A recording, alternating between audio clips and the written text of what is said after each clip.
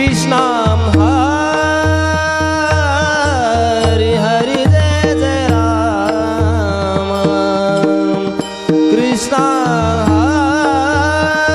हरि हरि जय जय राम राम कृष्ण हरि हरि जय जय राम राम कृष्ण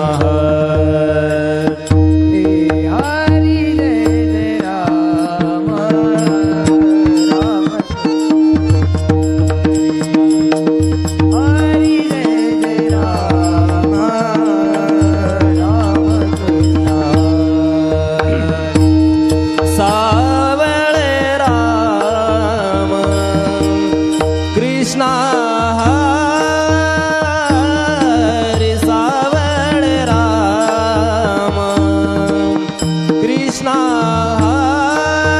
हरि सावळे राम कृष्णा हरि सावळे राम कृष्णा हरि जय जय राम राम कृष्ण हरि हरि जय जय राम राम कृष्ण हरि हरि जय जय राम राम कृष्ण हरि हरि जय जय राम राम कृष्ण हरि जय जय राम राम कृष्ण हरि हरि जय जय राम राम कृष्ण हरि हरि जय जय राम राम कृष्ण हरि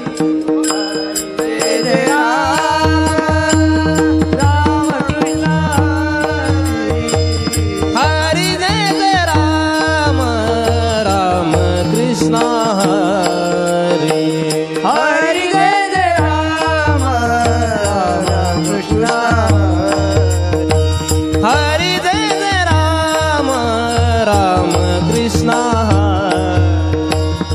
हरि जय जय राम राम कृष्ण हरि जय जय राम राम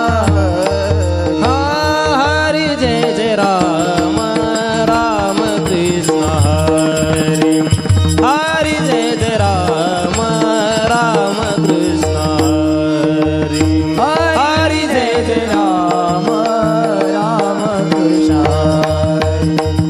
हरि जय जय राम राम कृष्ण हरि जय जय राम राम कृष्ण हरि जय जय राम राम कृष्ण हरि जय जय राम राम कृष्ण हरि जय राम राम कृष्ण हरि हरि जय जय राम राम कृष्ण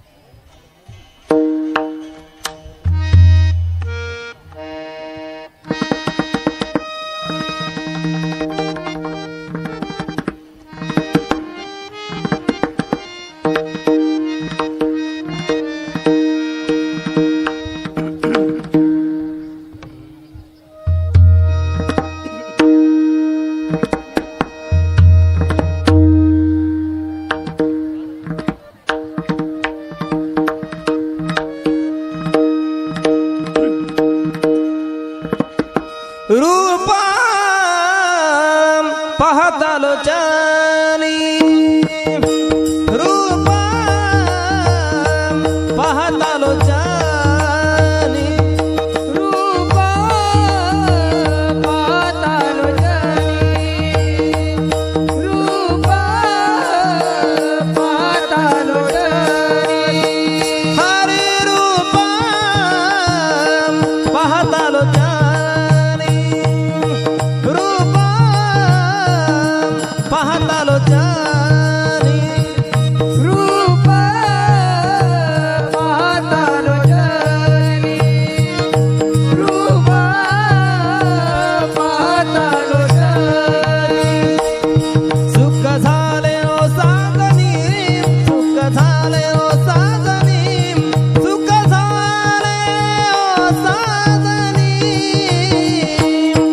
तो हा विठ्ठल बरा तो विठ्ठल बरवा तो हा माधव बरवा तो हा माधव बरवा तो हा विठ्ठल बरवा तो विठ्ठल बरवा बहुत सुकृताची जोडी म्हणून विठ्ठली आवडी तो हा विठ्ठल बरावा तो विठ्ठल बरवा सर्व सुखाचे आगर बाप रखुमा देवीवर बाप रखुमा देवीवर तो हा विठ्ठल बरावा तो विठ्ठल बरवा तो हा माधव बरवा तो हा माधव बरवा तो हा माधव बरवा तो हा विठ्ठल बरवा तो विठ्ठल बरवा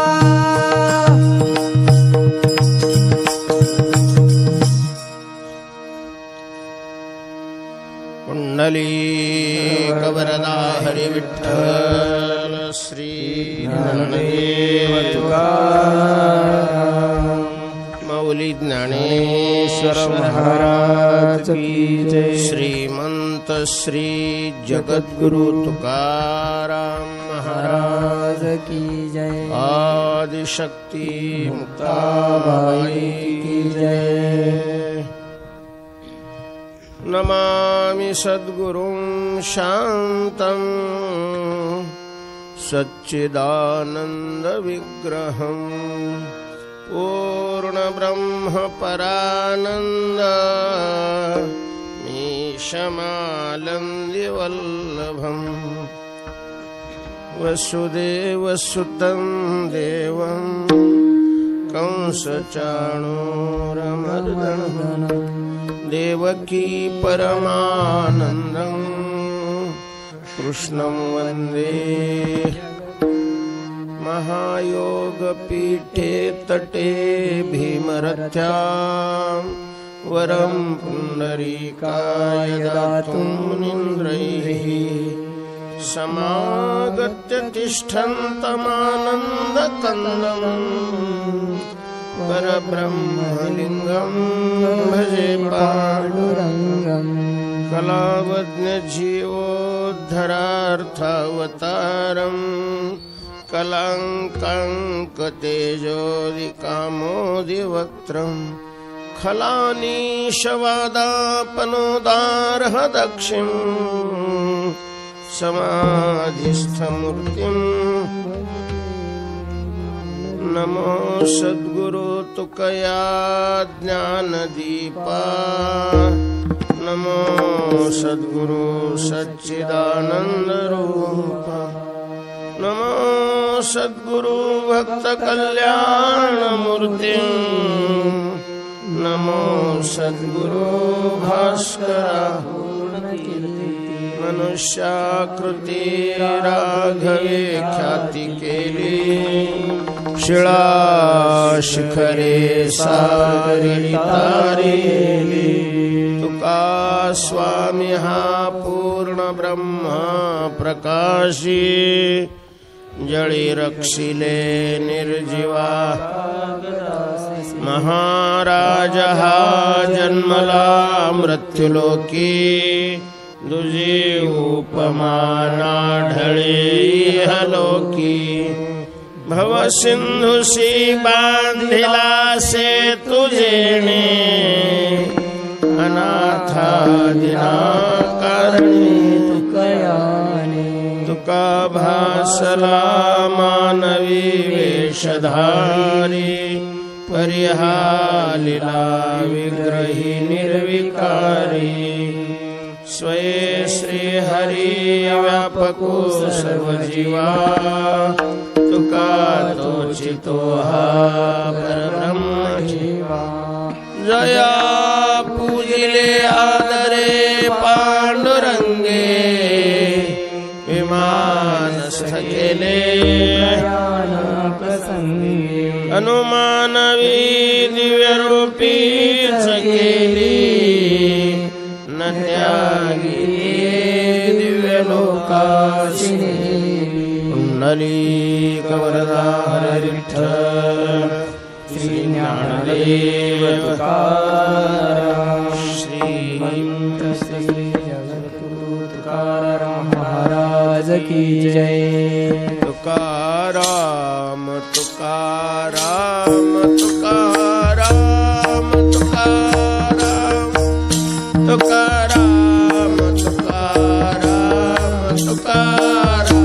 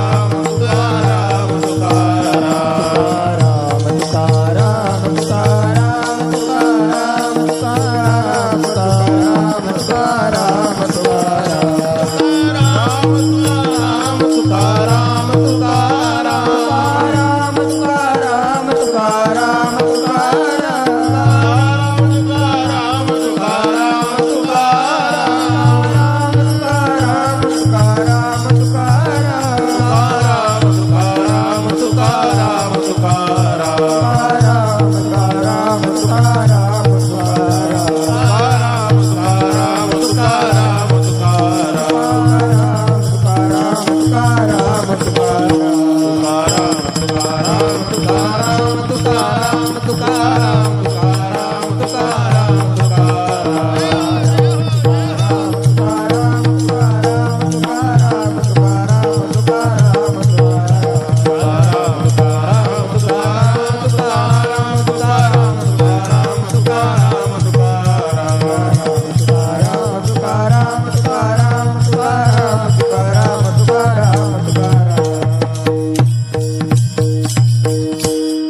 श्रीमंत श्री जगद्गुरु तुकाराम महाराज की जय. आदिशक्ती मुक्ताबाई की जय. भगवंतानी आपल्याला सगुण साकार रूपामध्ये प्रत्यक्ष दर्शन द्यावं.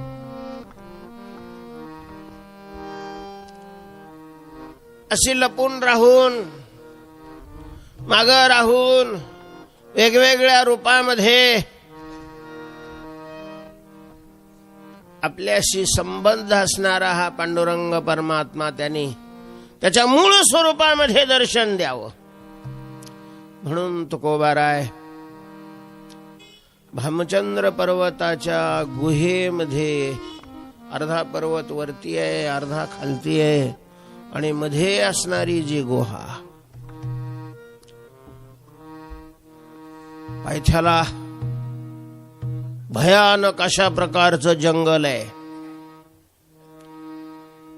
हिंस्र पशुचा त्याच्यामध्ये वावर आहे. सिंह आहेत वाघ आहेत चित्ते आहेत अस्वल आहेत लांडगे आहेत. भयंकर अशा प्रकारचे विषारी सर्प आहेत. दिवसा सुद्धा जिकडं कोणी फिरकत नाही अशा प्रकारच्या त्या भयान दारुण जंगलामध्ये कोणीही आपल्या साधनेत व्यत्यय करायला येऊ नये म्हणून तुकोबाराय गुहेमध्ये जाऊन बसलेले आहेत. अन्न पाणी सोडलेलं आहे. आसन मांडलेलं आहे. दृढ अशा प्रकारचा मनामध्ये निर्धार केलेला आहे निश्चय केलेला आहे. निर्धाराचे अवघे गोड तुकोबारायांनी नंतर अभंगामध्ये म्हटलेलं आहे. ज्याचा निर्धार पक्का आहे निश्चय पक्का आहे सात्विक धैर्य ज्याच्या ठिकाणी आहे परमार्थामध्ये सगळ्यात मोठा सहकारी सहाय्य करणारा जर गुण कोणता असेल तर धैर्य धैर्य धैर्य. धीरा तो कारण सहाय्य होतो नारायण. धीर धैर्य असावं लागतं. उतावळे माणसं फार असतात. आपल्याकडे म्हणच पडलेले उतावळानावर रणगोड गेला वास. सगळ्या क्षेत्रामध्ये असे उतावळे माणसं आहेत. परमार्थातच आहेत असं नाही संसारामध्येही उतावळे आहेत. रज कुठलीही गोष्ट वेळ आल्याशिवाय पूर्ण होत नाही म्हणून त्या व्यापाऱ्याच्या केबिन मध्ये लिहिले समय से पहले और भाग्य से अधिक किसी को कुछ मिलता नहीं. असं लिहितून काटा हाणीत राहत.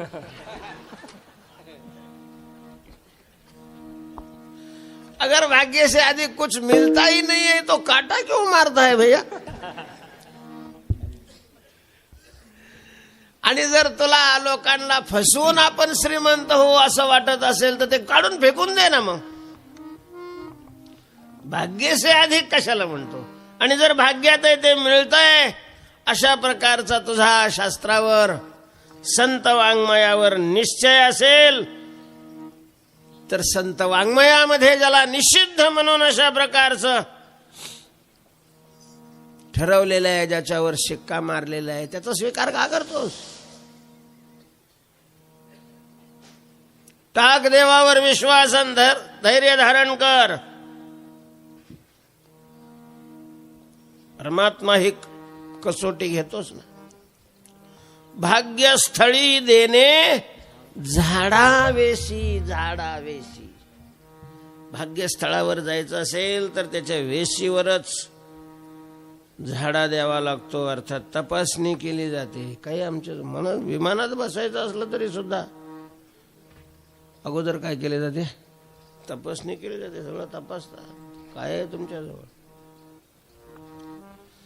मी तर देवाकडे जायचंय, भिन्न तपासणीचं कसं काय पाठवणारा. आणि त्यावेळेला धैर्यात सारखा साथीदार आपल्या जवळ बरोबर. धैर्यं यस्य पिता क्षमाच जननी शांतिश्चिरंगेहिनी सत्य सनुरयं दयाच भगिनी भ्राता मनस्संयमः शय्या भूमितलं दिशोऽपि वसनं ज्ञानामृतं भोजनं एते यस्य कुटुम्बिनो वद सखे कस्मात् भयं योगिनः. धैर्यं यस्य पिता. धैर्य अत्यंत महत्वाचं आहे. तुकोबाराय धैर्य धारण करून निर्धार करून निश्चय करून बसलेले आहेत. हे तितकंच खरं आहे की तपे विन दैवत दिधल्या विन प्राप्त गुजे विन हेत कोण सांगे. तपे विन दैवत प्राप्त नव्हे. तपश्चर्या केल्याशिवाय देवता प्रसन्न होत नाहीत. अधिक मिळवायचं असेल तर अधिक तप करावं लागतं. सामान्य मिळवायचं असेल तर सामान्य तप भरपूर होऊन जातं. पण अधिक अपेक्षा असेल तर अधिक साधना करावी लागते, अधिक कर्म करावं लागतं.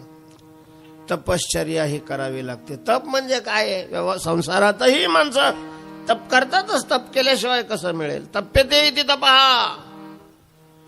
साधनेनं शरीर मन बुद्धी यांना तापवणं आणि तापून त्याच्यातले दोष नष्ट करणं.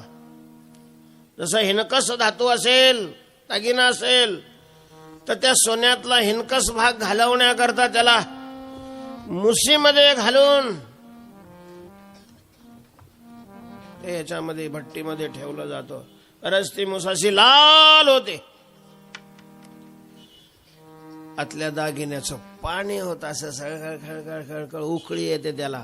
आणि मग त्या अग्नीच्या प्रखर ज्वालेमध्ये तो हिनकस धातू जळून जातो आणि शुद्ध अशा प्रकारचं सोनं खाली राहतं. तसं साधनेच्या आगीमध्ये साधकांनी स्वतःला घालून आपल्या मनामध्ये असलेले दोष नष्ट करावे लागतात. आणि त्याकरता तप अत्यंत आवश्यक आहे. तप करावं लागतं, करावंच लागतं तप. ते तामसी तप केलं पाहिजे असं नाही, पण सात्विक सुद्धा तप करावं लागतं. शारीरिक तप आहे, वाचिक तप आहे, मानसिक अशा प्रकारचं तप आहे. देवद्विज गुरु प्राज्ञ पूजनम शौचमार्जवम ब्रह्मचर्यमहिंसा च शारीरम तप उच्यते. अनुद्वेगकरं वाक्यं सत्यं प्रीहितं च यत् स्वाध्यायाभ्यसनं चैव वाङ्मयं तप उच्यते. मनःप्रसाद सौम्यत्वं मौनमात्मविनिग्रह भावसंशुद्धिरित्येतत् तपो तामसमुच्यते. अशा प्रकारे 3 प्रकारचं तप भगवंतांनी गीतेमध्ये सांगितलेलं आहे. तेव्हा तपश्चर्या करावी लागते. जसं साध्य असेल तसं तप करावं लागतं. सर्वात उच्च श्रेष्ठ मोठं साध्य मिळवायचं असेल तर तपही सर्वात श्रेष्ठ उच्च आणि मोठं करावं लागतं. तुकोबारायांना भगवत साक्षात्कार हे फल हवं होतं तर त्याच्याकरता तपही तसंच करावं लागणार होतं. आणि म्हणून अगदी पक्का निर्धार करून तुकोबाराय बसलेले आहेत, बसलेले आहेत. विठ्ठल विठ्ठल विठ्ठल विठ्ठल विठ्ठल विठ्ठल विठ्ठल विठ्ठल विठ्ठल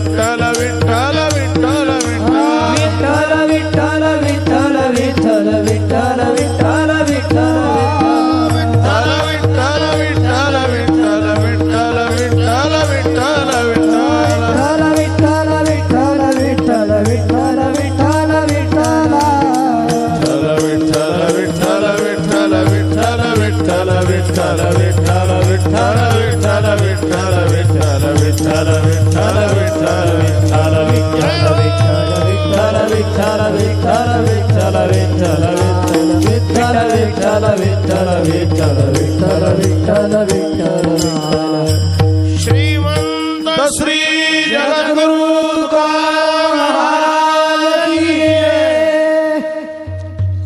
चिंतनाचा तुकोबरायांनी टाहो फोडलेला आहे. भगवत चिंतन हे अत्यंत श्रेष्ठ साधन आहे असा तुकोबरायांचा अनुभव सांगतोय. तुकोबरायांनी भगवत चिंतनाची फारच महती गाथ्यामध्ये गायलेली आहे. तुकोबाराय म्हणतात, नकळे ते कळो येईल उगले, नामे विठ्ठले एकाची. आणि नुसतं म्हटलेलं आहे असं नाही, तुकोबारायांच्या जीवनामध्ये या सिद्धांताचं उघड उघड दर्शन होत आहे. आपण तुकोबारायांचं जीवन पाहिलेलं आहे. 10-12 वर्ष पोरांच्या खेळण्यामध्ये कुदण्यामध्ये तुकोबारायांचे गेलेले आहेत. विवाह झालेला आहे. विवाह झाल्यानंतर वडिलांनी संसाराची जबाबदारी तुकोबारायांच्यावर टाकली.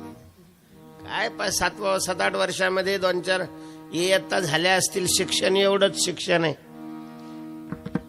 त्याच्यापेक्षा शिक्षणाचा फार काही संबंध आला होता असं नाही. आणि महाराज त्यावेळेसचा तो काळ आहे, 16वे शतक आहे. त्या शतकामध्ये संस्कृत, वेद, ब्रह्मसूत्र, शास्त्र यांचा इतर समाजाशी संबंधच येत नव्हता. समाजही तिकडे जात नव्हता आणि हे ग्रंथही त्यांच्याकडे येऊ दिले जात नव्हते. त्यांना कोणी सांगतही नव्हतं. लोकही आपापल्या संसारामध्ये रंगलेले असायचे, काही घेणं नव्हतं त्याच्याशी. त्यामुळं तुकोबारायांनी घरदार सोडलं. आताच्या सारखी आळंदी, पंढरपूर, पैठण सारख्या ठिकाणी त्यावेळेला संस्था होत्या, तिथं कुठल्या एखाद्या संस्थेमध्ये गेले, त्या ठिकाणी प्रशिक्षण घेतलंय, असं कुठंही त्यांच्या चरित्रामध्ये दिसत नाही. आणि महाराज तुकोबारायांचे अभंग जर पाहिले तर त्या अभंगाच्या अर्थाची गंभीरता, विशालता ही त्याला कळून येते की ज्यांनी या सगळ्या शास्त्राचं अध्ययन केलेलं आहे. ज्यांचं वेदशास्त्राचं अध्ययन झालेलं आहे, ज्याचं आयुर्वेदाचं अध्ययन झालेलं आहे, ज्याचं धर्मशास्त्राचं अध्ययन झालेलं आहे, ज्याचं ज्योतिषशास्त्राचं अध्ययन झालेलं आहे, ही जेवढी शास्त्र आहेत वैदिक वाङ्मयामध्ये वेदाची अंग म्हणून असलेले, वेद स्वरूप असलेले या सगळ्या शास्त्राचे सिद्धांत तुकोबारायांच्या अभंगामध्ये, मराठी भाषेमध्ये गुंफलेले आहेत.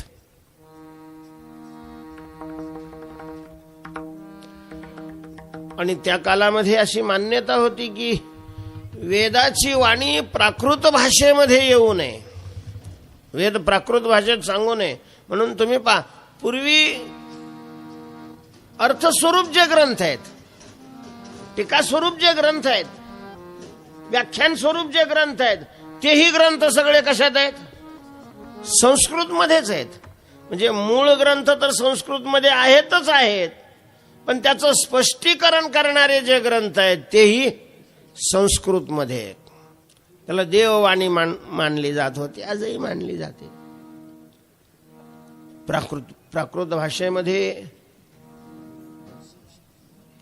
त्या ग्रंथाचं भाषांतर होऊ नये, येऊ नयेत, आणि प्राकृत लोकांनी ते ऐकू नये, अशा प्रकारची मान्यता आहे. आणि तुकोबारायांच्या अभंगामध्ये, अभंग मराठी भाषेत आहेत, मराठी भाषेला प्राकृत भाषा म्हणलं जातं. त्या भाषेत वेदाचे सिद्धांत, वेदाचे रुच्याच्या रुचा, श्लोकच्या श्लोक महाराज अभंगात अवतीर्ण. आपल्याला त्या वेदाचं, शास्त्राचं ज्ञान नसल्यामुळं आपल्याला त्याचं काहीच वाटत नाही.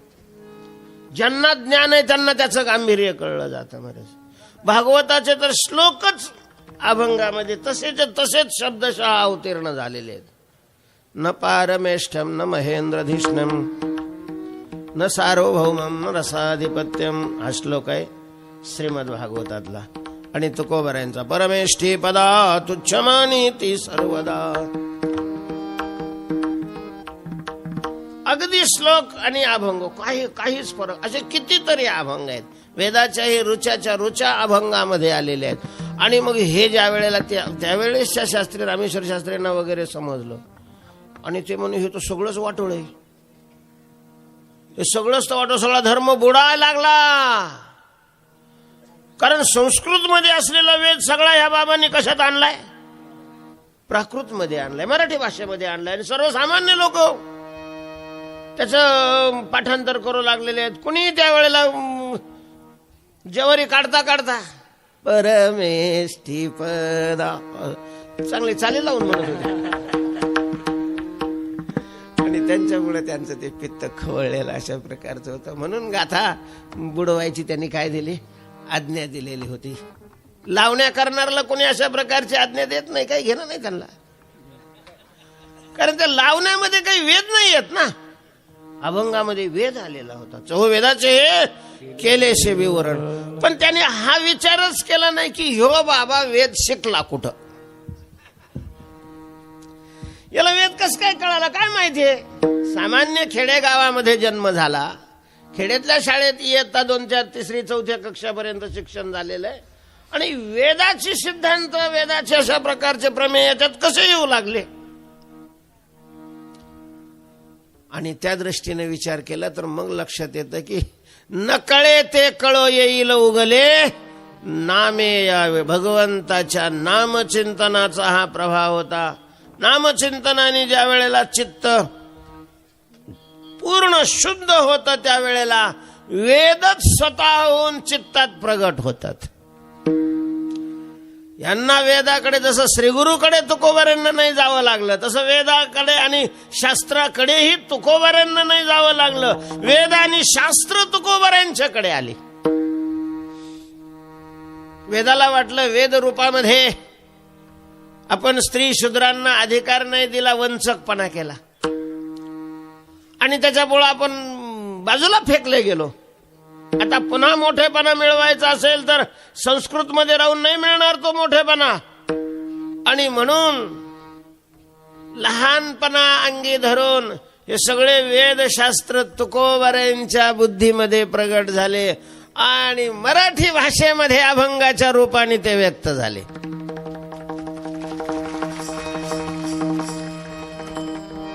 चिंतनाने हे घडलं. तुकोबाऱ्यांचा असा दावा आहे की भगवंताच्या चिंतनाची साधना केल्यानंतर असं जगात कुठलंच फल नाही, साध्य नाही की जे चिंतनाने मिळत नाही. काय नव्हे केले एका चिंतने विठ्ठले, एका चिंतिता विठ्ठले, एका चिंतिता विठ्ठले. काय नव्हे केले चिंतिता विठ्ठले, एका चिंतिता विठ्ठले, एका चिंतिता विठ्ठले. एका विठ्ठले चिंतिता काय केले नव्हे. एका विठ्ठलाचं चिंतन केल्यानंतर कोणतं साधन केलं नाही असं होतं. म्हटलं तर कसं काय? विठ्ठलाचं चिंतन केलं तर विठ्ठलाचं चिंतनाची साधना होईल, तुमची योगाची साधना कशी होईल?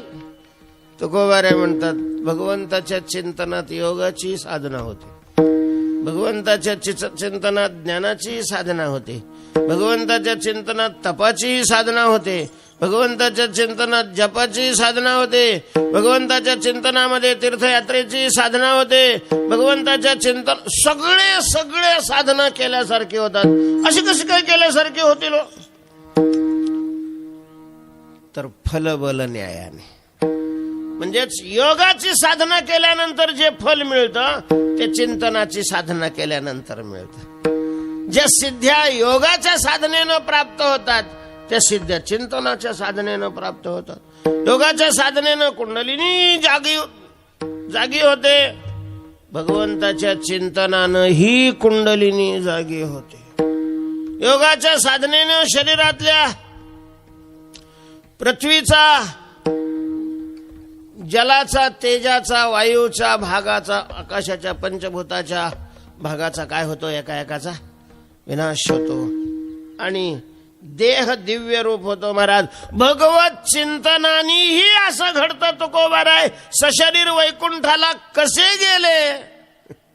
महाराज त्या शरीरामध्ये या 5 भूताचे अंश राहिलेलेच नव्हते. ते शरीर फक्त आकार आहे म्हणून शरीर वाटत होतं. ते दिव्य अशा प्रकारचं शरीर झालं होतं. आणि पुढे येणार आहे की ज्या वेळेला तुकोबाराय आळंदीला माऊलीच्या दर्शनाला आले, समाधीचं दर्शन करून प्रदक्षिणा करत असताना डाव्या बाजूला आजान वृक्ष आहे. तिथं कोणीतरी पाखरांना खाण्याकरता दाणे टाकलेले होते. ते पाखरं त्या दाण्यावर बसलेली होती, दाणे खात होती. इतक्यात तुकोबाराय तिथं आले. एकदम अकस्मात कोणीतरी आले अशी जाणीव झाल्यामुळं सगळेच पक्षी काय झाले? उडाले. पक्षी उडाल्यानंतर तुकाराम महाराजांना फारच वाईट वाटलं. फार वाईट वाटलं म्हणजे फार वाईट वाटलं. मग त्यांनी भगवंताचा घाम धरला. देवा, अवघीभूते साम्य आली देखील म्या काय होती. जर हे प्राणी माझ्याहून भिन्न नाही असा माझा निश्चय, माझा अनुभव आहे, तर या प्राण्याला मी वेगळा का वाटतो. कारण तो का म्हणे, येथे पिसे तेथे तैसे असेल.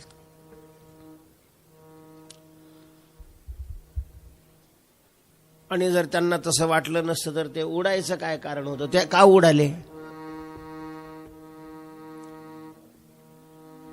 तुकोबारांनी तिथंच महाराज सत्याग्रह सुरू केला. नाही, जोपर्यंत या पक्ष्यांना मी त्यांचा आत्मा आहे, त्यांचं स्वरूप आहे असं वाटून निर्भयपणे ते जोपर्यंत माझ्या अंगावर बसणार नाही तोपर्यंत मी इथून हलणार नाही. आणि आश्चर्य हे की सगळ्या लोका देखत सगळे पक्षी तुकोबारांच्या अंगावर येऊन बसले. वाऱ्यासारखी ही बातमी चौकडे पसरली.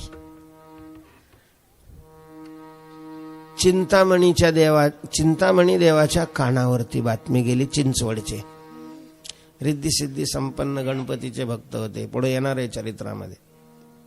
अर्थात वेळ राहिली तर येईल. आणि मग त्यांनी तो प्रश्न एकांतात तुकोबारांना विचारला. महाराज, विचारांनी आपलं जे मूळ स्वरूप आहे ते ब्रह्म आहे. जीव स्वरूपामध्ये आणि ब्रह्मामध्ये ऐक्य आहे अशा प्रकारचं मानणं.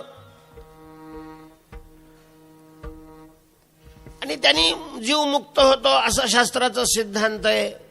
त्याच्याविषयी मला काही म्हणायचं नाही. पण शरीर म्हणजे आत्मा नाही ना. शरीर हा तर प्रकृतीचा भाग आहे. आणि मग तुमच्या शरीराला पक्षी घाबरतील त्याच्यात विशेष काय नव्हतं. पण पक्षी अंगावर येऊन बसले म्हणतात, हे कसं काय आहे. शरीर तर भिन्न आहे ना. असं विचारल्यानंतर मग तुकोबारांनी असं चरित्रात आहे, आपली मांडी होती ती अशी चमडी धरली आणि वडली ती. तर तुकोबारांची चमडीच्या खाली चिंतामणी देवाला मांस, रक्त, हाड हे काहीच दिसलं नाही. नुसताच कापूस होता. कापूस. काय सांगते ही कथा. तेज दिसलं त्यांना. ही कथा हेच सांगते की चिंतनाने तुकोबारांच्या शरीरातला पृथ्वीचा आणि जलाच्या भागाचा नाश झालेला होता. योगाची साधना सांगत असताना ज्ञानोबारांनी पृथ्वीचा भाग, आपाचा भाग, तेजाचा भाग योगाच्या शरीरातून कसा नष्ट होतो याचं विस्ताराने विवेचन 6व्या अध्यायामध्ये केलेलं आहे. तुकोबारांच्याही जीवनात ती प्रत्यक्ष अनुभूती तुकोबारांना आलेली होती. आणि म्हणून तुकोबाराय सांगतात की चिंतनाची साधना केली तर सगळ्या साधना केल्यासारख्या होतात. म्हणजे सगळ्या साधनाची फलं मिळतात. अवघे होती लाभ एका या चिंतने, नाम संकीर्तने गोविंदाच्या नाम संकीर्तने. होती लाभ एका चिंतने, नाम संकीर्तने गोविंदाच्या नाम संकीर्तने. अवघे होती लाभ एका या चिंतने. तुकोबारांनी चिंतन या साधनावर नितांत विश्वास टाकलेला आहे. आणि भगवंतानी सगुण दर्शन आपल्याला द्यावं म्हणून तुकोबाराय चिंतन करत बसलेले आहेत. भामचंद्र डोंगरावर एक दिवस झालेला आहे. पूर्ण 24 तास झालेले आहेत महाराज. एवढा तर दम आपण काढूच शकणार नाही ना. 2 तासाचा जर नुसत्या नामस्मरणाचा पहारा दिला, पत्रिकेवर असतं अखंड हरिनाम सप्ताह. अखंड, प्रत्यक्षात तर खंड खंडच राहतो, पण मग ते पूर्वी विना उभा करत असत, तर तो विना वादन एखाद्या वेळेला अखंड होत असेल, नामस्मरण नाही केलं जात अखंड. आणि ते सप्त्यामध्ये जर पारे ठेवले, मग पारे वाटून दिले जातात. 2 तास पहारा घेणं म्हणजे कुठल्या पापाची सजा असते असं वाटतं. असे कथा ऐकायला 3-3 तास बसतील, कारण चावटपणा त्याच्यात भरपूर राहतो ना. संगीत असतं, विनोद असतो, इतिहास असतो, तत्वज्ञान असतं, असं बहुरंगी खेळ असतो हा. त्याच्यामुळं मन त्याच्यामध्ये रमतं. पण ते म्हणजे निरसदूध आहे बा, नुसतं विठ्ठल विठ्ठल. लोक असले तर मग बरं आहे, कोणी पाया पडलं, कोणी काय केलं, इकडे पेढा दिला, काही दिलं, दक्षिणा दिली, हा केलं, कुणीच नाही. आणि एकटाच त्यो देव असतो, पण तो काय बोलतो का काय काय तंबाखू खायला देतो, तेव्हा आपला नुसता कमरेवर हात ठेवून असा नुसताच उभा राहतो. आणि मग पाहावं नामचिंतन कसं जड असतं ते. ज्ञानोबारायांना म्हणावं लागलं, नित्य नेम नामी ते प्राणी दुर्लभ दुर्लभ. तर आपल्या सगळ्या संतांनी, ज्ञानोबारायापासून ते निळोबारायापर्यंत, ज्यांचे गाथे वारकरी संप्रदायामध्ये मान्य केले, सगळ्या संतांनी नामस्मरणाचा उपदेश केलेला आहे, महिमा गायलेला आहे. पण तुम्ही पहा वारकऱ्यामध्ये नामस्मरण किती केलं जातं ते. हरिमुखे म्हणा, हरिमुखे म्हणा म्हणजे हरीचं नाव मुखाने घेण्याकरता नाही, फक्त तिथलं ते ध्रुपद म्हणण्याकरताच. प्रत्यक्षात नामस्मरणामध्ये आम्हा वारकऱ्याचा, कीर्तनकाराचा काळ किती जातो हे पाहिलं तर किती सोपं हे लक्षात येईल. नाम बाहेरून पाहिलं तर त्याला अधिकार लागत नाही. कोणत्या जातीत जन्माला आला त्याला नामस्मरण करता येतं. काळ वेळ लागत नाही, वय लागत नाही, पैसे लागत नाही, आणि सगळं असूनही घेतलं जात नाही. हे तितकंच खरं आहे, हे तितकंच खरं. तुम्हाला काय वाटतं? आता हे तुकोबाऱ्यांचं चरित्र आहे म्हणून एवढे लोक आहे, कीर्तनाला एवढे लोक. नुसतं नामस्मरण होईल म्हणून तुम्ही जाहीर करा, बघा किती येतात. आणि तो काय आपल्याला घरी नाही करता येत का? का करीत नाही? रिकाम्या दुसऱ्याच्या नाल्या उपसाव्या वाटतात, मला संडास साफ कराव्या वाटतात. चिंतन नाही करावं वाटत. चिंतन करणं तसं अवघडच आहे. पुण्यच लागतं, खूप पुण्य लागतं, खूप पुण्य लागतं. जन्म जन्मांतरी असेल भाग्यवान आहे तो की सतत ज्याच्या मुखामध्ये नामाचा प्रवाह वाहतोय. जे जन्म सहस्र कोटी ओळखीजे. अखंड नाम नाचत असे माझे, जयाचे आवाचे पुढा भोजे. अखंड नाम नाचत असे माझे, जे जन्म सहस्रे ओळखीजे. एक नाम रूपी जडले चित्त. त्याचा दास तुकोबाराय म्हणतात, तोची भाग्याचा पुतळा. धन्य जगी तोची एक हरिरंगी नाचे. राम कृष्ण वासुदेव सदा स्मरे वाचे. सदैव सभाग्य तोची हरिरंगी. भगवंताच्या रंगामध्ये जो रंगलेला आहे, नामस्मरण अखंड. काय पुण्यवान असतील महाराज. फार मोठं धन आहे हे, फार मोठं. खरे धनवान ही मंडळी आहे की अखंड नामस्मरण करतात. अखंड ज्यांचं नामस्मरण चालू असतं. जिव्हे झाला चळ, नेघे अवसान ते पळ पळभर सुद्धा ही जिव्हा भगवंताचं नाम ज्याची सोडत नाही, साष्टांग दंडवत आहे त्याच्या चरणावर, साष्टांग दंडवत. तुकोबाराय अखंड नामस्मरण करतायत. पूर्ण दिवस झालेला आहे, दुसरा दिवस सुरू झालेला आहे. पाणी नाही, अन्न नाही, उठणे नाही. भगवंताचं अखंड अनुसंधान आहे, मुखात नाम आहे आणि हृदयामध्ये भगवंताचं ध्यान अशा प्रकारचं आहे आणि साधना चालू आहे. 2 दिवस झालेले आहेत. तुकोबाराय भगवंताची प्रार्थना करतात, देवा कोण पर्व काळ पाहशील तीथ, होते माझे चित्त कासावीस. का नाही तुम्ही दर्शन देत? काय अडचण आहे तुम्हाला दर्शन द्यायला?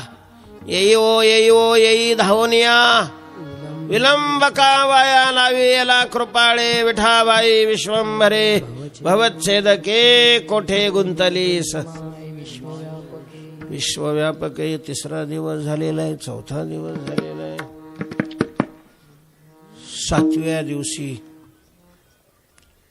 7व्या दिवशी एक विशेष घटना घडलेली आहे. ज्या खोलीमध्ये ओरीमध्ये तुकोबाराय डोळे झाकून आसन लावून भगवंताचं चिंतन करत बसलेले होते, त्या खोलीमध्ये आवाज येऊ लागलेला आहे. फा फा आणि असं घसरल्यासारखा आवाज येतोय. तुकोबाराय अत्यंत निडर होते महाराज, घाबरतच नव्हते, कशालाच भीत नव्हते.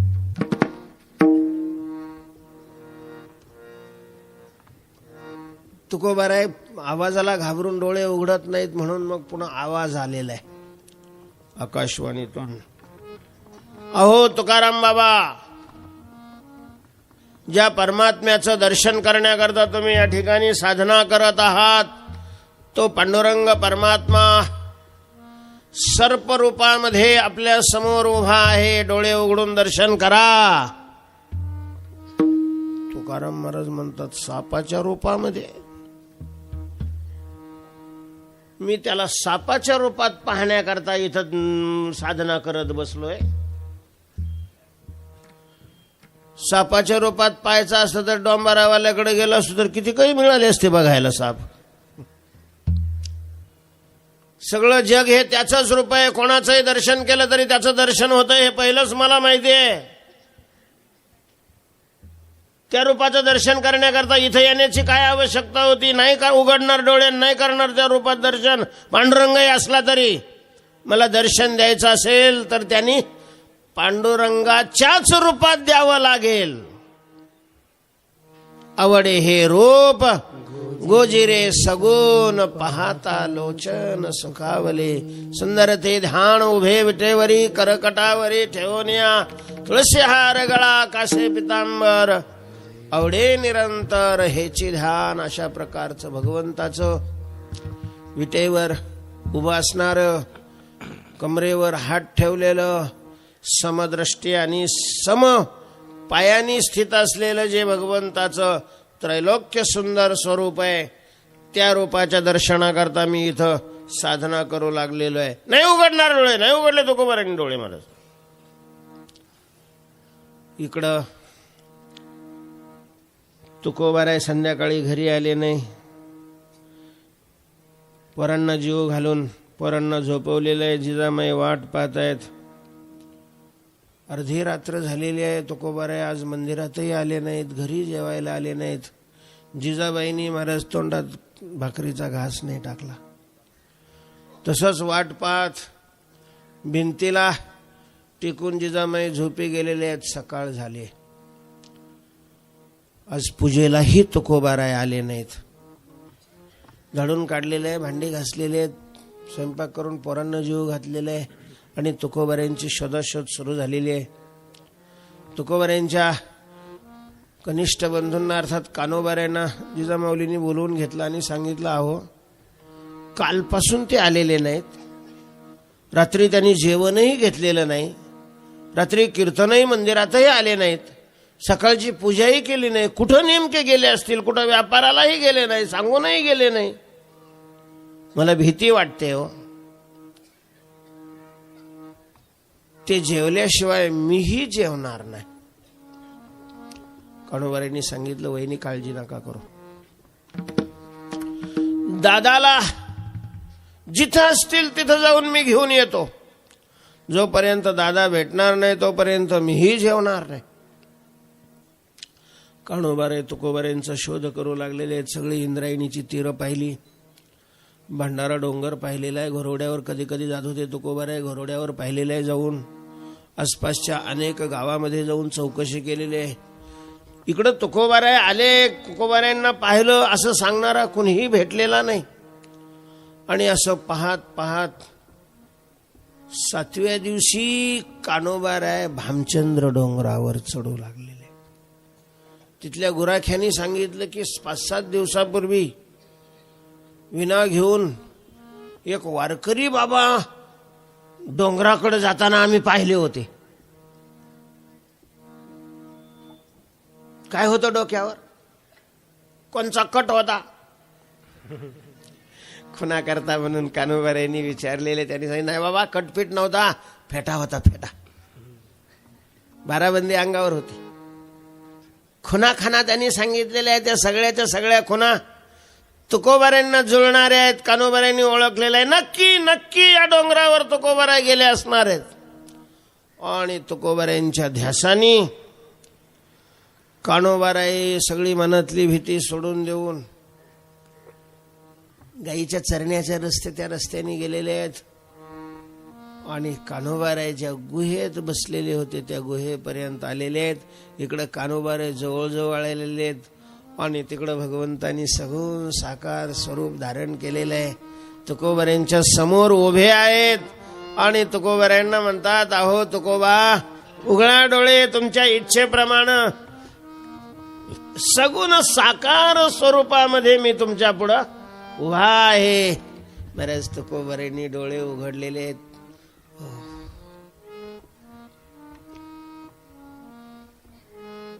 दिव्य अशा प्रकारचं भगवंताचं ते स्वरूप.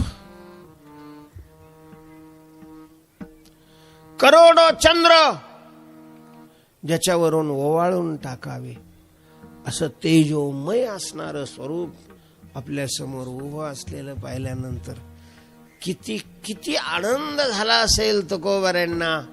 त्या आनंदाचं वर्णन शब्द करू शकत नाही.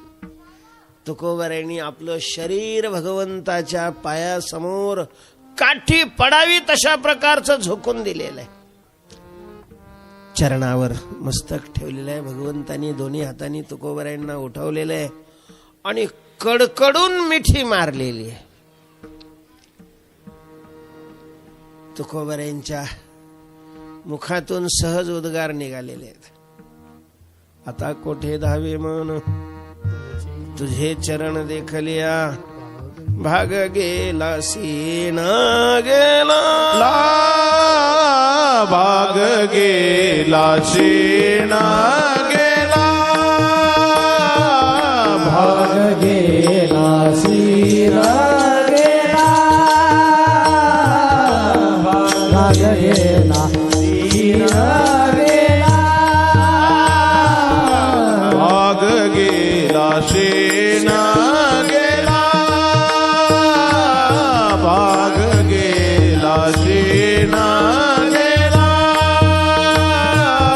भाग गेला सीन गेला, भाग गेला सीन गेला,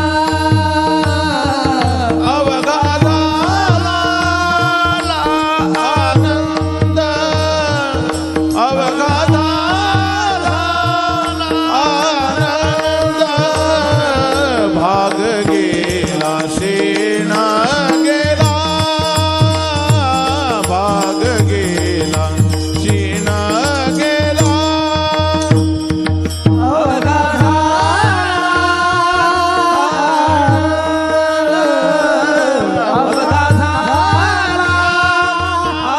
आनंद, भाग गेला सीन गेला, भाग गेला सीन गेला,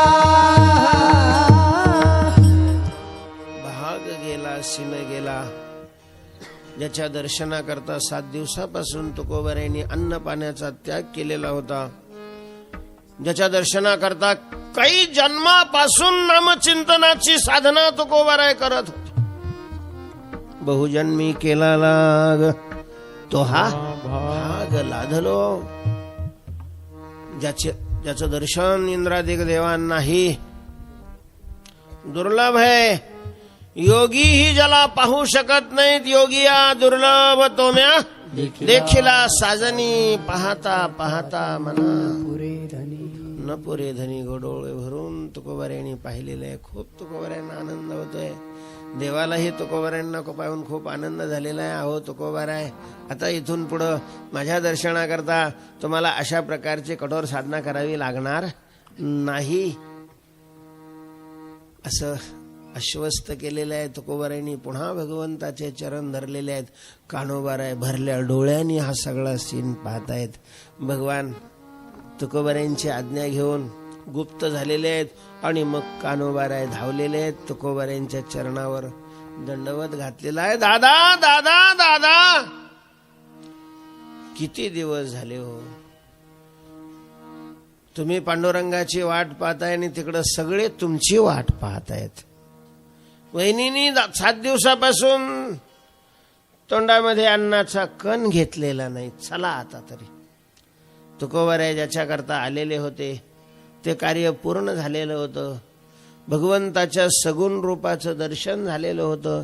त्यामुळं तिथं थांबायचं आता काही कारण नव्हतं. कान्होबाराय तुकोबाराय आलेले, तुकोबारायांच्या बरोबर देहूला आले, पण पूर्ण बदलून गेलेले होते. तुकोबाराय पूर्ण बदललेले होते. बस आता राहिलेल्या आयुष्यामध्ये, जीवनामध्ये भगवंताच्या चिंतनाशिवाय, भजनाशिवाय दुसरं काहीच करायचं नाही, अशा प्रकारचा निश्चय केलेला होता. तुकोबारायांनी द्रव्याला स्पर्श करायचा नाही हा नियम त्या दिवशीपासून केला. तुकोबाराय घरी गेले नाही, इंद्रायणीच्या तीरावर थांबलेले आहेत. तिथंच स्नान केलेलं आहे. जिजामाऊलींनी भाकरे केलेले आहेत. तिथं आणून पारणं सोडलेलं आहे. कान्होबाला सांगितलं, कान्होबा आपल्या ज्या सौकारकीच्या वह्या आहेत त्या सगळ्या घेऊन ये.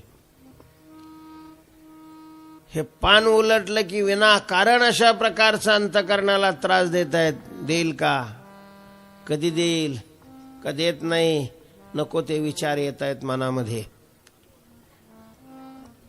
मी बुडवून टाकणार आहे. कान्होबाराय म्हणतात, दादा तुम्ही गोसावी झाले, तुम्हाला विरक्ती झालेली आहे, आम्ही तर संसारी, आम्हाला संसार करायचा.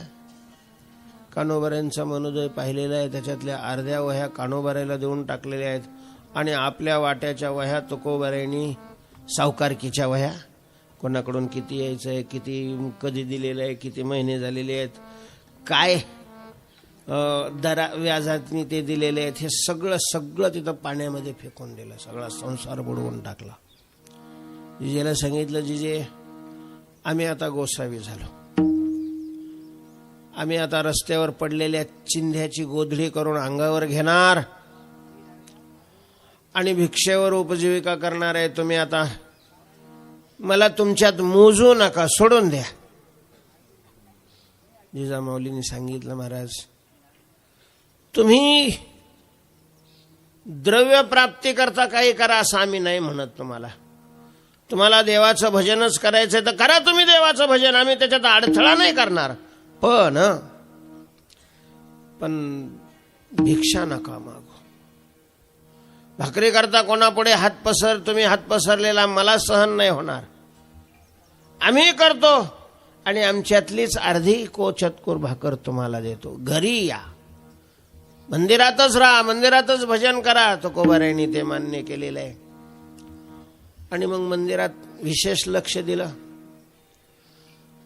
तिथं इंद्रायणीच्या काठाला करंजा नावाच्या वृक्षाचे फार उंच वाढलेले होते. त्याच्यात जाऊन बसलं की काहीच कोणाला दिसत नव्हतं. तिथं जाऊन तुकोबाराय भजन करू लागलेले आहेत एकांतामध्ये. आवडी विठ्ठल गाई जे एकांती, अलभ्यते येती लाभ घरात. तुकोबाराय म्हणतात की एकांतामध्ये आवडीनं विश्वासाने विठ्ठलाला गावं. अलभ्य अशा प्रकारचे लाभ आपोआप होऊन येतात. दुष्काळ संपलेला होता, पाऊस पडलेला होता, चौकडे आनंदी आनंद प्रकृतीनं दिलेला होता. त्या इंद्रायणीच्या काठाला ज्या शेतकऱ्याचं शेत होतं त्यांनी ज्वारी पेरलेली आहे. ज्वारी पोटऱ्यामध्ये आलेली होती. 2 वर्षाचा दुष्काळ, 2-3 वर्ष पिकलं नाही, त्याच्यामुळे त्या वर्षी फारच चांगलं पीक आलेलं होतं. माणसाच्या डोक्याच्या वरती अशा प्रकारची ज्वारी वाढलेली आहे, माणूस गडप होऊन जावा. पोटराही असा मोठा मोठा धरलेला होता. तो शेतकरी खूपच खुश झालेला आहे. त्याला 1 महिन्याकरता बाहेर गावी जायचं होतं. कुणीतरी शेताला राखणदार हवाय असा विचार करत तो शेताला चौकडून फेऱ्या मारत होता. तर तुकोबारायांचं भजन त्याच्या कानावर आलं. तो तिथं गेलेला आहे. तुकोबाराय एकटेच भजन करत होते. त्यांनी नमस्कार केला, सांगितलं, अहो तुकोबाराय, तुम्ही इथं भजन येऊन करतच आहात? म्हटले, हो बाबा. तुला काही त्रास आहे की नाही? म्हटले, मला कशाचा त्रास, पण मला असं म्हणायचं आहे की इथं इंद्रायणीच्या काठाला भजन करण्यापेक्षा थोडंसं वर शेतात माझ्या भजन केलं, तुम्हाला मी माचवा तयार करून देतो, तिथं भजन करा. तुमच्या भजनात इथं अडथळा करायला कोणी येणार नाही. आणि मी फुकट नाही, तुम्हाला राशीवर अर्धा मन धान्य देणार आहे. तुकोबाराय म्हणे, धान्य फिरण्याचं मला काही काम नाहीये. तो सगळा भार मी पांडुरंगावर. अहो असं कसं? खायला तर लागतच ना. सप्ताह करायचं असलं तरी पंक्ती ठरवाव्या लागतात.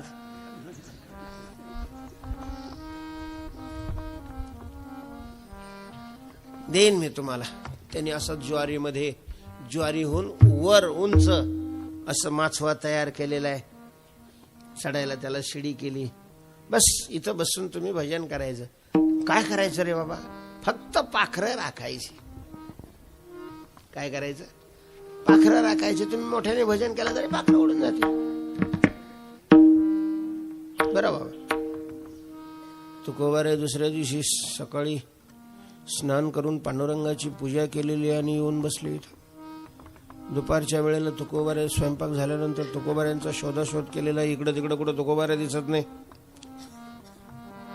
तुकोबारायांना पहिली मुलगी होती भागीरथी. भागीरथी, पाय बरं, तुझे वडील कुठं बसलेले आहेत? कुठंतरी एकांतात बसले असतील बघ इंद्रायणीच्या काठाने. भागीरथी आलेली आहे. तुकोबारायांच्या भजनाचा आवाज आला. तिथं आली. बाबा चला, आईनं तुम्हाला जेवायला बोलावलेलं आहे. तुकोबाराय म्हणतात, भागीरथी, आईला जाऊन सांग की आम्ही शेत राखायला घेतलेलं आहे, आता आम्ही घरी नाही येणार दिवसा. तिनं घरी जाऊन सांगितलं. कपाळाला हात लावला जिजामाऊलीनी. यांना सद्बुद्धी कशी सुचली. शेत राखायला घेतलेलं आहे, अर्धा मन धान्य देणार आहे तो. आई मंगळाई, यांची बुद्धी अशी बदलू देऊ नको ग भाई. मंगळाई कुलदेवी होती जिजामाऊलीची. आभार मानलेले आहेत देवीचे. आणि मग पोरीजवळ भाकर भाजी पाणी दिलेलं आहे आणि घेऊन जा म्हणे, तिथंच दे. तुकोबारायांनी तिथंच खाल्लेले. तुकोबाराय म्हणतात, हे बरं आहे बा, पुन्हा जेवायला सुद्धा घरी जायचं काम नाही, आयतं इथं मिळतंय जेवण. अरे संध्याकाळच्या वेळेला पाखरं आलेले आहेत. तुकोबारायांनी पाहिलेलं ही सगळी देवाची लेकरं आहेत. 2 वर्ष सगळ्यांनाच दुष्काळ होता, लोकांनाच खायला नव्हतं. पाखराला तरी काय खायला मिळालं असणार आहे. देवाच्या कृपेनं आज पीक आलेलं आहे आणि ही देवाची लेकरं आहे. मालकानीही आपल्याला पाखरं राखण्याकरता ठेवलेलं आहे. तेव्हा एकही पाखरू याच्यातलं उपाशी राहिलं नाही पाहिजे, बिमार पडलं नाही पाहिजे, मेलं नाही पाहिजे.